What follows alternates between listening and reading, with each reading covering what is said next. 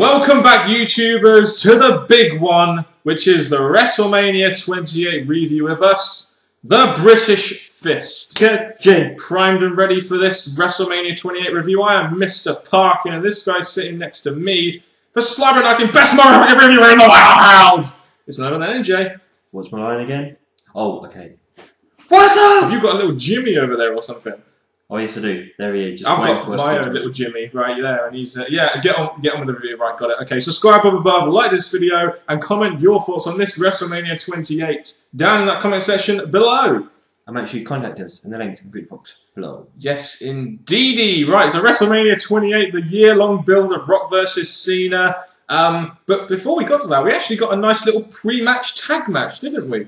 Oh yes, thanks to WWE.com for giving us this tag team title match. Yeah, Epico and Primo versus the Usos versus Tyson Kidd and Justin Gabriel. You kind of almost thought this could have maybe got on the card, but it was a nice little addition to give us the tag team title match. You know, on the pre-show. I thought that was quite nice. Well, I did have a feeling with this match being made, it was going to be the dark match for this. You know, giving us a match that could have been on the card, but not as important enough or built up enough to be actually on the show. Yeah, it was nice they featured the tag titles, but not on the main card. But anyway, we'll get onto the main card right now. Oh, God. Sheamus versus Daniel Bryan for the World Heavyweight Championship. I think Vince showed the internet fans who's bossing this one, didn't he? He said, I ain't giving your boy a match. I'm gonna let my boy Sheamus beat him in 18 seconds. What a way to open WrestleMania 28, eh? Well, with this match, we said how important this was because of the Royal Rumble winner, the Money in the Bank winner, the World Heavyweight Champion. And yes, they've broken that streak of Royal Rumble winners not winning at WrestleMania, but at the same time, this match was meant to be SmackDown's top match, competitive, and give us a strong match between these two. And instead of giving us that, we get a kiss to AJ, bro kick with 1, 2, 3. I just imagine all these Ring of Honor marks like, no! They didn't give him a match! They buried Daniel Bryan! Why? He's the best motherfucking wrestler in the world! Anyway, I mean, don't get me wrong, it got the crowd hyped up, but again, 20 seconds, I really did expect more from this. It kind of, number one, buries your World Heavyweight Championship, which is the second tier, which is the second top belt in the company. And it really just show you what we've been saying along, that Daniel Bryan isn't the choice, isn't who they wanted at WrestleMania to face for the World Heavyweight Championship. This kind of just shows you so much, doesn't it? And it is indie fans' worst nightmare, and at the moment all I can really do is laugh. Especially going to laugh, and I did when I first saw this. The fact this has happened now, we expect a rematch because of the title loss, to get a rematch. But I still don't see Daniel Bryan get it back. This is basically Bryan's big shot in the WWE come to an end. Pretty much, yeah. So not a good start to WrestleMania, I think we can both say. We moved on then to Kane and Randy Orton. It's funny we got into this match. The crowd was still wanting Daniel Bryan, weren't they, over Randy Orton? Daniel Bryan was pretty over on this. He got a pretty decent reaction in the first match. The crowd match there was to have, anyway. The crowd definitely felt his pain that he lost his championship. Yes! But anyway, Kane versus Randy Orton. Yes. Orton got a mixed reaction as we thought he would. I mean, when you're following up that and the crowd wanted to see Daniel Bryan and you're following up with that, the crowd were never really going to be too happy about seeing this match. The match itself, as we thought probably would be, it was quite average in my opinion, but I did like the finish, I will say that. Oh yes, and people, you know why I'm happy. Kane got the win. I predicted it, because now I'm seeing Kane is going to have a big heel run in 2012 to be a person to watch out for, especially for the faces who need that build of a big wrestler, now to be Kane. I know, I must admit, I was kind of surprised when Kane got the victory, and he chokeslam off the top rope, managed to finish Orton, and like I said, I was really surprised Orton did the job here. It went about 11 minutes. Again, it was quite an average match, especially after the crowd really wanted to see Daniel Bryan and Sheamus, and it seemed like, Daniel Bryan and Sheamus, dark match one year, squash match the next. I don't know, but Kane versus Randy Orton, it was okay. It wasn't a great WrestleMania match, but it was okay. But Kane's got his big win at Mania. Now I'm pretty sure Orton is going to find his way to rebuild himself up, but Kane's got his moment. Oh God, we now move on to Cody Rhodes versus Big Show. Oh dear. The Intercontinental Championship getting on a WrestleMania card. I must admit I'm pleased about that. I must admit I did also enjoy the build-up to this, but witnessing the build-up, I can understand why they did it the way they did, sort of. I mean, you had they were actually building this matchup pretty well, weren't they? They were making Cody Rhodes look like a legit competitor to a guy like Big Show. And then after 5.5 minutes, you get the WMD for the win, eh? You had Cody Rhodes looking good against Big Show, which is exactly what he needs, because Big Show being the big guy he is. The first thing I thought, they built Cody Rhodes up to be this guy who's great on mic, looking great over Big Show. I really thought he could get his final thing that he needed and get the win over Big Show. But for it to swerve to Big Show, yeah, this is probably they've got plans for Cody Rhodes now, but I still don't really agree with Big Show being the IC champion. Yeah, I think the match only going 5.5 minutes was a bit disappointing for me as well. I expected a better match out of this, even though I thought they built it up well to the 5.5 minute mark, and it was probably going to shift into a second gear. I didn't think, especially seeing as I am a Cody Rhodes mark, I thought they'd give the Cody Rhodes the win at WrestleMania for the second year in a row. But I guess they decided to go with Big Show, maybe pushing Cody Rhodes into the main event scene on SmackDown. Who really knows? But Big Show loves to get emotional over a title win, doesn't he? Because he's now a Grand Slam champion. That was the last of his belts that he had to win to become one. That's a big thing for him, and I'm expecting now, yes, we've got a big face as the champion. Heels can work off this, but it's just depending on who's the next one to face Big Show. The question for Big Show, Cody Rhodes is, how are they going to build him up to put him into the main event now? He's lost the IC belt. But, again, just like the beginning match, expect a rematch. Yeah, at some point, I imagine. Next, we've got the Divas match. Yes. The match which came before the Triple H Undertaker match. Kelly, Maria Menounos versus Beth Phoenix and Eve Torres. I think we knew this was going to be like a sort of... I thought this was going to be between like the Triple H Undertaker match and the main event, but... the first thing I noticed was that Maria Menounos had a skid mark on her. This I'm surprised this got 6.5 minutes. And did it really surprise you that Maria Menounos got the pin on Beth Phoenix? It really didn't surprise me that much. I mean, there was a nice Kelly flip spot, but that was really about it, wasn't it? There's something I thought in this match, I just thought it would be good touch. Let's say maybe have the celebrity do a heel thing, turn on the partner. That would be interesting. Or give the heels the win, just so it's different than the predictability of the celebrity getting the win. So sadly, yes, we were predicting it in our prediction video, but I just wanted something different, just to make this match different to what we've been given in the past. I will say this though, I will give props to Maria Menounos. As much as I'm not really sure of her celebrity status, she did fight through those rib injuries very well. I must admit, I do give her props for doing that, because that did look quite painful, especially with the skid mark. But there we go. Move on to the next match, shall we? Oh. It really surprised, I'm not sure if it surprised you, but it definitely surprised me to find out Undertaker Triple H, Hell in a Cell match, end of an era, was in the middle of the card. And to be honest with you, there are so many arguments towards this. I mean, to be honest, the crowd were really hot for this. And by the main event, the crowd were kind of at a point where they were still pretty hot. So you can kind of understand why they may have put this in the middle of the card. Because if this had happened right before the main event, I think the crowd would have been burnt. And it showed in the Jericho Punk match that the crowd were definitely burnt after this match. And that's, as much as I agree that it might be a good place to put the card in the card, it's just that with this match, the importance, the wrestlers, the hype, the importance, it should have been higher up in the WrestleMania card, just to show it like stacked up from the not so important match, stacking up towards the important matches. So this bit getting before the GM match, I just didn't really agree with that. Yeah, but at least they had good old JR on commentary, and that was needed, because JR did provide his usual insightful commentary to this match, didn't he? And it does definitely help, especially in these special matches as well. And Undertaker, we see Undertaker's bald head as well, with the mohawk going down the middle. Not a bad look for Taker, I must admit. Not bad, but obviously when I think of Taker, I think of him with hair and looking with this long hair and all that, so it's a bit different, but again, he pulled it off in some way. As we know, Shawn Michaels was the special guest referee here, and if we're just going on this match alone, the match itself was very good. I mean, I had no problems with the match. The storytelling was very good in this match. They used elements from the previous Shawn Michaels Triple H match in there very well. And to be honest, with this being on the middle of the card, I immediately knew Undertaker was going to keep his streak going, and I was pretty happy to have that. But I know you were a little bit off about the Michaels interference, because there was a lot of it, wasn't there? Even though, in my opinion, it did add to the storytelling a little bit. There was a lot of Shawn Michaels interference in this, which really wasn't needed. Because the first thing I noticed in this match is quite early on in the match, you have Taker and Triple H fighting, great. Triple H ended up bringing a steel chair in. I just thought, okay, yes, it was But I wanted to see a clean match between you two, then bring weapons on as the match goes on. But Shawn Michaels, yes, he's one of the big things about this match, in my opinion.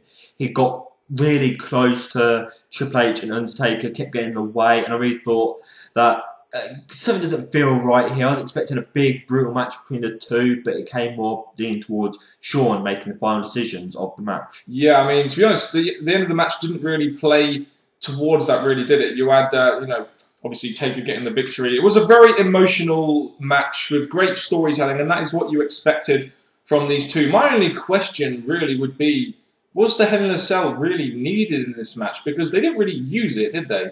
That much to really warrant it being a Hell in a Cell match. No, because we got the blood, we got the brutality without using the cell. They used steel chairs, sledgehammer, steel steps, their own moves. So the cell was just there to add something to the actual match, but it weren't actually used in the way it could have been. But overall, the match was really, really good to watch. Could have gone either way, but obviously, with the way I saw it, Shawn was obviously in his mind taking each side and then making the final decision, which was to give Taker the win. Exactly, and I mean, after the match, we had the whole thing where all three of them got out of the ring and they were helping Triple H out. I'm not really sure. I guess that's trying to this is the end of an era. These are the three guys that have kind of ended the era now. I guess I don't know, but I mean, I thought it was a really good match. I didn't have too many issues with the storytelling or the emotion and drama, which is essentially what Taker Street is there to give you. The match was really, really good. I give it that. Minus, as I said, Shawn Michaels, because as we said in the prediction, maybe he weren't actually needing this match, but he did add stuff to it. The aftermatch, they hugged each other on the ramp. It's basically saying Taker's obviously outcome this match in the perfect form, and Triple H has to be carried out this time. So it's definitely giving you the match that led Taker to get the defining victory over Triple H. Yes, and hopefully that'll be it as well. I think that'll be a perfect way to end it. So there we go.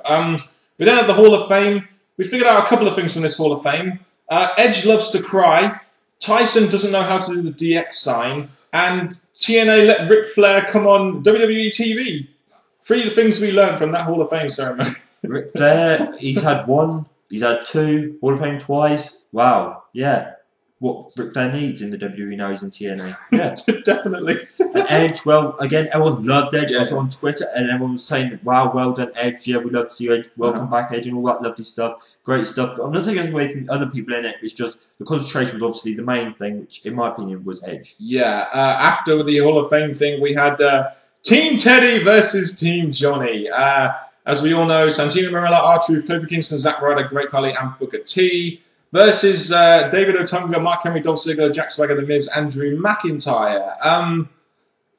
Was a clusterfuck, wasn't it? I mean, it went about 10 minutes. I didn't necessarily think the match was that bad, but the finish was a bit weird, wasn't it? It's kind of like Eve's decided who the GM's going to be. Okay, the match, again, I think they should have found the best time to be elimination. Yes, it would have got more time, but I still think it needed that, because with the 12 wrestlers, it could have cancelled down to the final two. Eve getting involved, I thought they kind of a stupid relationship. I'm glad that obviously she got... The distraction thing was pretty horrible endings. A bit of a boring ending when Miz could have got the win over Ryder much easier.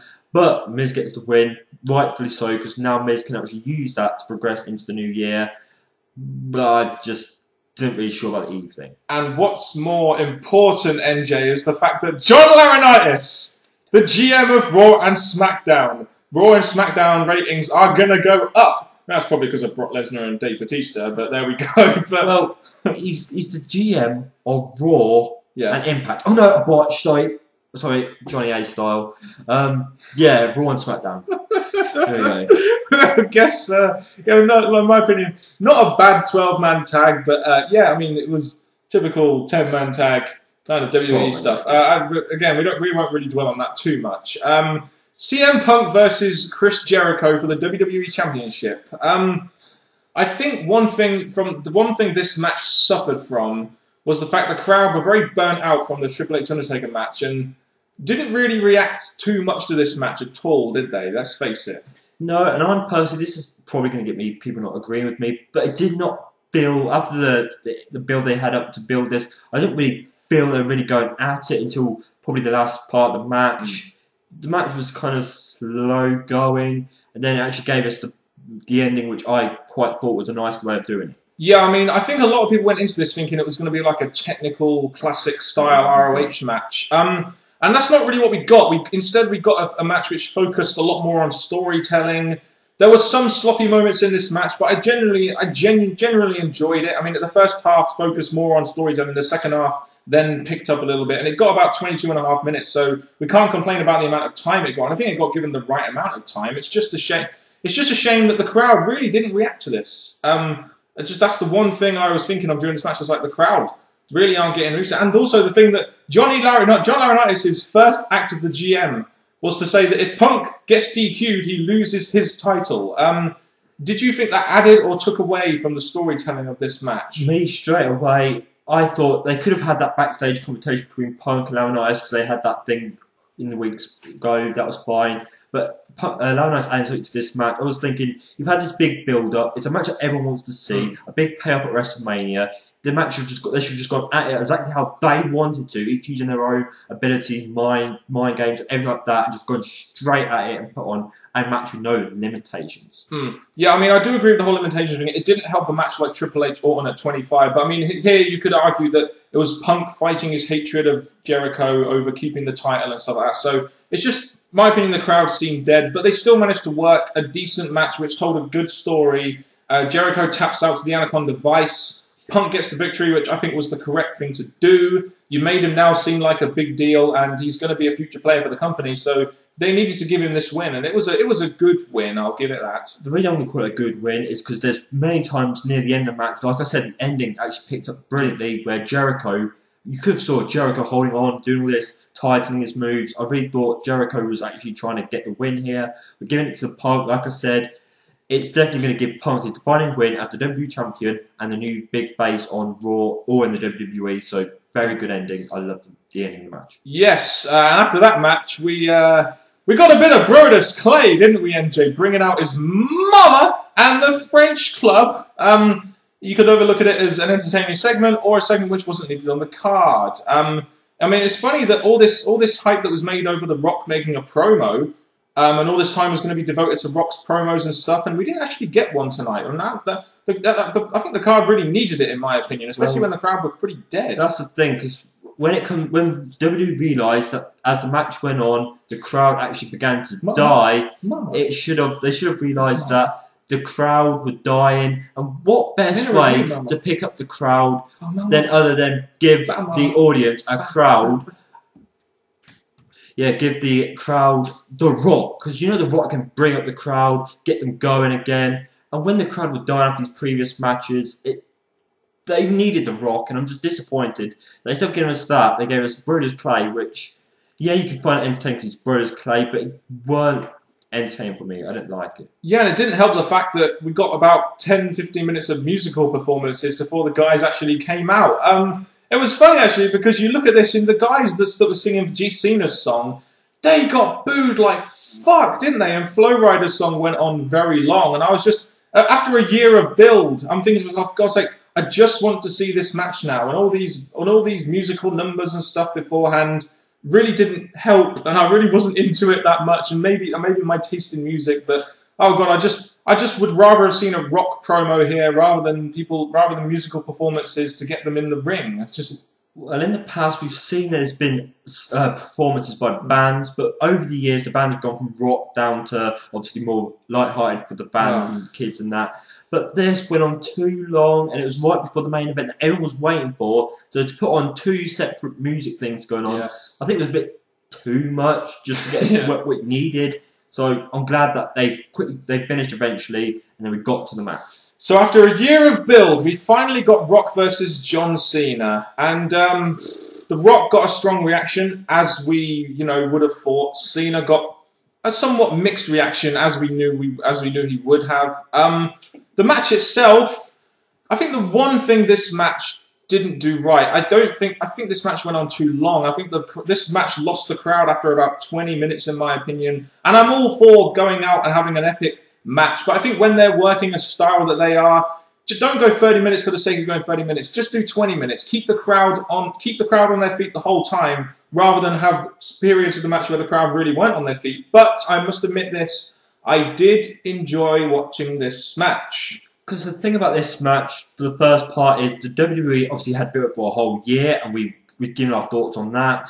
And they had to think, we've given it for a whole year now, we've got The Rock and Cena, what are we going to do? We need to think of how much time we're going to give them. They probably did try to decide, they couldn't do it. They said, just go up there, give you all, give us suspense, give us everything. And that's why it got so much time, because they tried to put as much effort they can into this match. But then obviously what we've said is that maybe, as much as the WWE saw it one way, we maybe saw it as too much. Yeah, and the crowd were really into the first 20 minutes, but they were really, really into this match, as we thought they would. And the match itself, like I said, it was pretty good. I just thought it went on maybe a tad too long, and it lost my interest towards the end. But I did like the ending, though, with the cocky Cena and then getting rock bottomed. I thought that was a really good way to end the match. The fact they had all like the taking turns doing finishers, submissions, and all that building up. Yes, it's predictable because they do that in other matches now. The fact they had Cena try and do the people's elbow, fail, and then they did the very ending where they did that almost tried to attitude adjustment, then it turned to rock bottom. I really like the ending, not just because Cena lost, but the way they made you feel. They felt Cena predictable win, then give it to The Rock. Oh my gosh. It was good to give the win to The Rock, wasn't it? Because it was an unpredictable win, and it sent the crowd home very happy, rather than if Cena won, it really wouldn't have been that happy. So I think having The Rock win here, I really didn't mind. I think my smart brain has just gone, and my fan brain has kicked in. So I think Rock winning was the right decision, and I do think Rock winning was the best way to go. You had Cena get too cocky, and The Rock hit him with the rock bottom, and you can't help but feel that they're going to do Rock Cena 2 now, can't you really? I mean, I get that feeling that they're going to do that by the way they did this match. As you saw, my smile quickly went, because there's this rumour that there's going to be another year in advance match, and I'm hoping they're not leaning towards Rock and Cena 2. I would hopefully they have a rematch, be it something SummerSlam-ish, just so it's not another big stage of them all, because when it comes to that, they could do something different for WrestleMania, but it looks like they are going to go down there, because I don't think Cena's going to be the whole, I respect that Rock beat me. I don't see that in Cena. I think he's going to be like, I was that close to beating you, I can beat you. They're going to go down that route, and a rematch will be made. Might be the case, but at the same time, we do have Brock Lesnar and possibly Dave Bautista appearing on Raw now, according to news reports. So who knows what the fuck's going to happen there? Anyway, they're trying to make Raw into this big rated Raw after Mania, and I guess they're going to try and do a lot to try and do that. Overall thoughts on this WrestleMania then, NJ? With the overall thoughts, I felt that it delivered in the right aspect, in the right matches. It gave us the match that we were looking for, quality matches, but the structure of the card maybe been disagreement or undebatable on how it was done. The matches, like especially the first half of the thing, were either done a bit quickly, didn't get enough time. So I think it picked up in the right areas. I think the biggest thing we can say about this really is that WWE were always going to go into this with a 3 main matches mentality, weren't they? The 3 main matches that they hyped up, the 3 main matches that people were excited for. Jericho and Punk wasn't necessarily as good as I thought it would be, but it was still good. Taker Triple H was very good, and the main event did deliver in its own way. So the 3 matches that they did give us were pretty decent. A shame that the same thing couldn't really be said about the rest of the card. And how you grade this really just depend on your perspective, because you could either look at it as 3 important matches that delivered that made WrestleMania good, or 3 matches that delivered, but you also had 5 matches in there that were total crap. So you kind of look at it like, from an overall grade point, how do you grade it, really? I mean, the stuff that needed to deliver, delivered, but the other stuff that you didn't really expect to deliver really seemed like filler. I'm going to say that it's got us wanting to see what direction they're going next with some of the wrestlers, so it gave us that. I look forward to see what they do, but grade-wise, it's really hard to grade, because the entertainment-wise, it was there in some areas, but not in all areas, which we were hoping for. So it's really hard to grade, but it's going to get, I think, a strong grade in some aspects, but not in all. I know exactly what you mean. I can't really grade it. I will say this, the 3 matches that I look forward to did deliver to me in some way or form. The other matches that I was maybe looking forward to a little bit less, I didn't think were done incredibly good, which means from top to bottom, this card wasn't fantastic.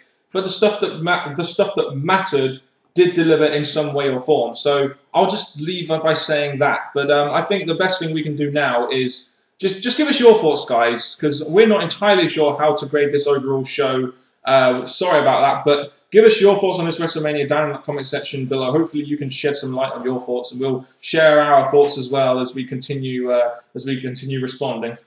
And all I can say now, people, is thank you for tuning in for a WrestleMania review. It's been a WrestleMania that's been built up in many ways, so please give us your thoughts. And all I can say now is tune in for Raw, which is going to have a lot more build towards whatever's going to come next for the WWE, and hopefully that'll be just as good as WrestleMania was, if not better in some way. And from Mr. Parkin and me, NJ, thank you very much, and goodbye.